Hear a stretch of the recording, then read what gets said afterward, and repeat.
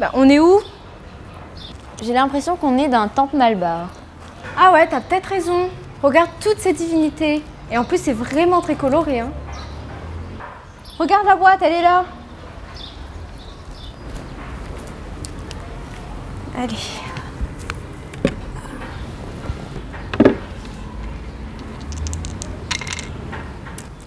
Orange, numéro 5. L'énigme.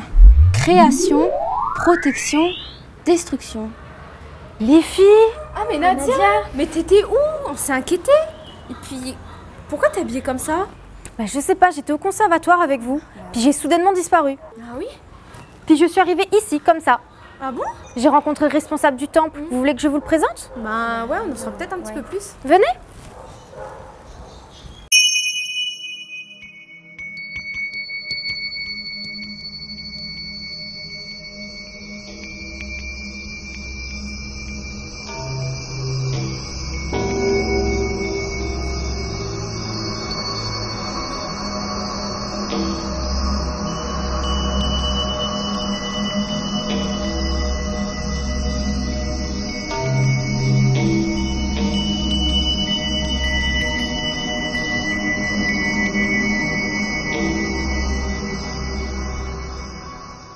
Il est où le Swami? Bah je sais pas, je l'ai vu nulle part moi. Mais toi, t'as dû en apprendre des choses tout ce temps que t'étais avec lui. Ah oui, beaucoup de choses. Alors en fait, c'est une religion complexe pour ceux qui ne la connaissent pas. Mais c'est aussi la plus répandue en Inde. Alors vous savez, les hindous ou les tamouls, ils sont polythéistes, c'est-à-dire qu'ils croient en plusieurs dieux. Pourtant, ces différents dieux, ils ne représentent en fait que différentes facettes d'une seule entité. C'est ce qu'on appelle la Trimurti. Alors d'abord, il y a Brahma, c'est le créateur. Il représente le passé. Il est représenté avec 4 têtes et 4 bras. Ensuite, nous avons Vishnu, le préservateur, qui lui représente le temps présent. Il est assis sur une fleur de lotus.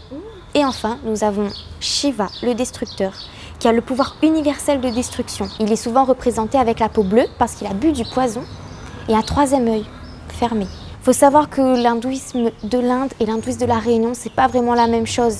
La culture hindoue, elle est arrivée à la Réunion en fait avec les engagés. Et t'as parlé un petit peu des cérémonies, des rituels un peu de la religion? Oui, alors il y a beaucoup de cérémonies à la Réunion.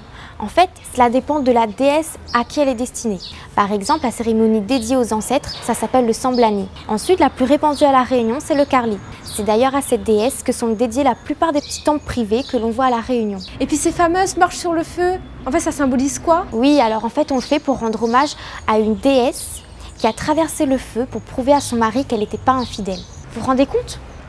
Eh ben, t'en as appris des choses. Ben en fin de compte, c'était quoi l'énigme? Protection.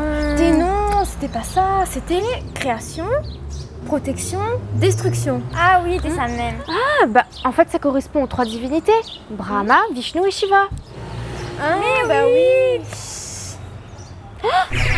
Bon, cette fois-ci, nous sommes tout ensemble.